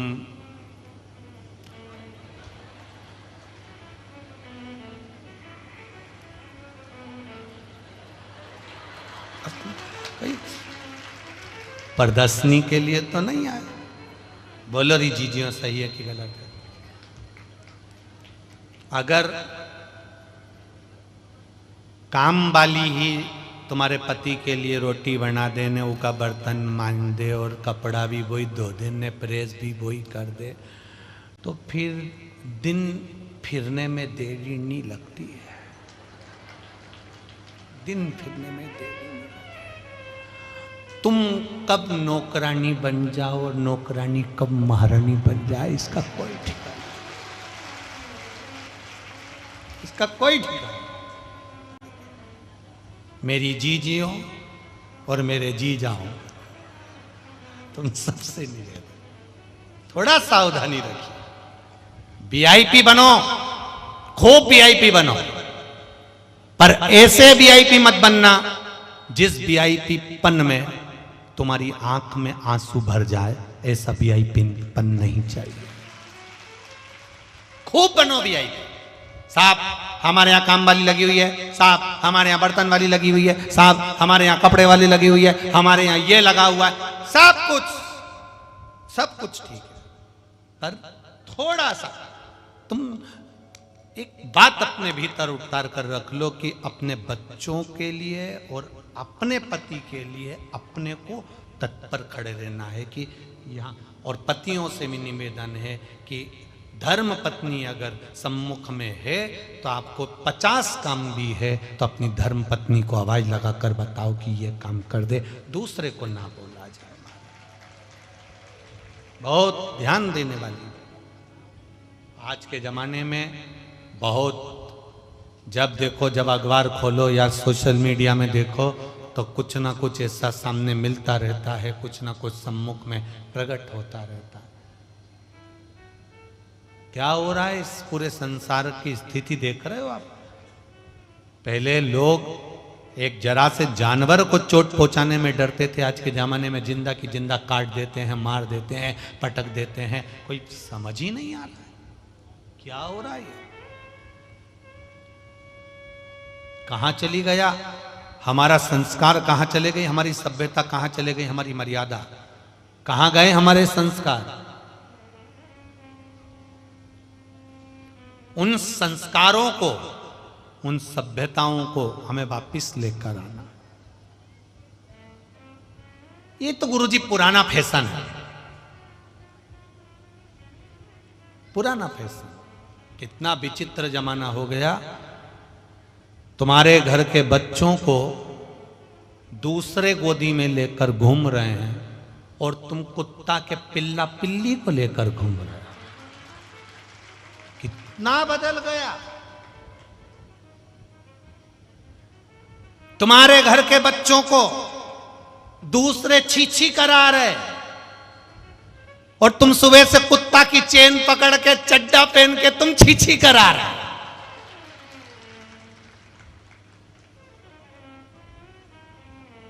अब कितनी बड़ी किस्मत लिखा के लाए हो। भगवान ने भी तुम्हारे भाग्य में धन तो लिखा, पर कुत्ता को छीछी कराना लिख दिया। जरा विचार करिए कि पहले था प्रातः काल उठ के रघुनाथ, माता पिता गुरु नावई माथा। आज के जमाने में प्रातः में उठ के तुम बस केवल कुत्ता घुमाओ। जरा विचार करिए कहां जा रहे हैं हम। इतना वीआईपीपन नहीं चाहिए, इतना वीआईपी हमको नहीं बनना कि हमारी सभ्यता, हमारी संस्कृति, हमारी मर्यादा, हमारे संस्कार धरे की धरे रह जाए, रखे की रखे रह जाए। नहीं चाहिए ऐसे वीआईपी। सिर पर बिंदी हो और मुख पर हिंदी हो, इससे बढ़िया दुनिया की कोई सभ्यता और संस्कृति नहीं हो सकती। आप रहो संस्कारों में, आप बंधे रहो इन संस्कारों के साथ। विश्वकर्मा जी ने बेटी को समझाया था, बेटी नहीं मानी, अश्वी का रूप धारण कर कर, घोड़ी का रूप धारण कर कर पृथ्वी पर भ्रमण करती रही। सूर्य नारायण भगवान के पास में छाया रह रही है, ये छाया को बोलकर गई थी कि तू मेरे पति की सेवा करना, मेरे पति के चरणों में रहना, मेरे पति के अनुसार कार्य करना, मेरे बच्चों को संभालती रहना। पर उसने ये नहीं कहा था कि मेरे पति के साथ में रहना, परंतु वह छाया रही पति के साथ में, सूर्य नारायण भगवान के साथ में। और उसी संज्ञा का एक स्वरूप, छाया संज्ञा ही मानो, वो सूर्य नारायण के साथ में रह रही थी। और गर्भ से संतान हुई। संज्ञा जितना भजन करती थी, छाया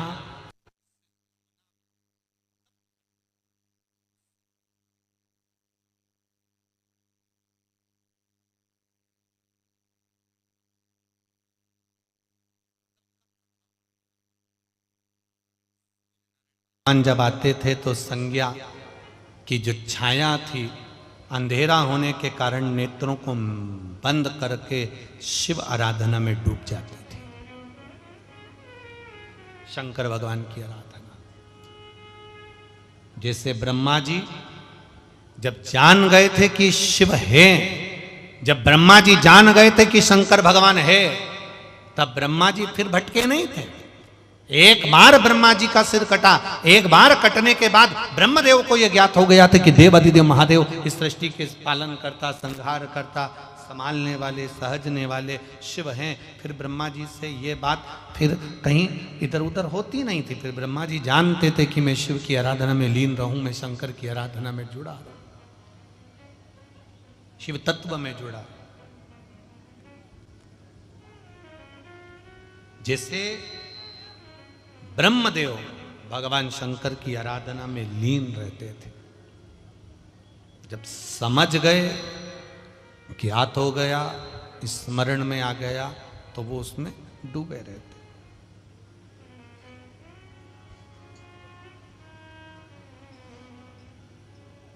होता है दुख ज्यादा बड़ा आ जाता है तो उसको काटने में थोड़ा समय लगता है। दुख अगर बड़ा है तो उसको काटने में समय लगे। एक पत्र आया, उस पत्र में किसी सोनू सोनी, बैतुल बाजार से है ये पत्र। कहीं बैठी हैं, आप ही हैं? श्री शिवाय नमस्तुभ्यम। एक बार हाथ हिला दीजिए। हर हर महादेव। मेरा नाम सोनू सोनी है, मैं बैतुल बाजार से हूँ। बाबा, मेरा जिंदगी का एक बहुत बड़ा काम हुआ, उसी का धन्यवाद देने यहाँ बैठ कर कथा सुन रही हूँ। मेरे पैर का दर्द इतना था कि मैं वर्णन नहीं कर सकती। डॉक्टरों ने घुटने के लिए ऑपरेशन तक का बोल दिया था। चल भी नहीं पाती थी घर के अंदर 2 कदम। डॉक्टर ने ऑपरेशन का बोला था, लेकिन मैंने शिव महापुराण की कथा टीवी पर सुनी और आपके कहे अनुसार प्रदोष काल में 7 बेलपत्री वाला उपाय किया। और उसी दिन से बाबा की ऐसी कृपा हुई गुरुजी, आज मैं 5 किलोमीटर पैदल चल सकती हूँ। बाबा ने मेरा हाथ पकड़ा और मेरा पाँव ठीक करा। मैं बाबा को धन्यवाद देती हूँ। गुरुदेव, आप मेरे परिवार वालों से भी पूछ सकते हो कि मेरी पाँव की दशा क्या थी। 2 कदम भी मुझे घर चलने में तकलीफ आती थी। बैठिए बहन, श्री शिवाय नमस्तुभ्यम। बैठिए। ये शिव है, ओ घड़ी शंकर दयालु। ब्रह्मा जी ने जैसे तप साधना के बल को बढ़ा लिया, उसी तरह छाया ने भी अपने तप बल को बढ़ा लिया। छाया ने भी तप बल को बढ़ाया, ऐसा नहीं कि छाया ने तप बल को नहीं बढ़ाया, उसने भी तप बल को बढ़ाया। और उस तप बल के बढ़ने का जो भाव प्रकट हुआ, वो ये भाव प्रकट हुआ कि ब्रह्मा जी ने भगवान शिव से सृष्टि रचना का जो भार तत्व जाना, अर्धनारीश्वर स्वरूप का जो दर्शन कराना चाहा, तब ब्रह्मा, विष्णु और महेश तीनों ने मिलकर सृष्टि के निर्माण का विचार कर लिया और तीनों देवता हमारे बीच में पधार रहे हैं। ब्रह्मा, विष्णु और महेश, जोरदार ताली बजाकर स्वागत करिए। भगवान देवाधिदेव महादेव की ताप्ती शिव महापुराण की कथा बैतुल में भाव के साथ में चल रही है। 1 बजे से 4 बजे तक आप सब श्रवण कर रहे हैं भाव के साथ में।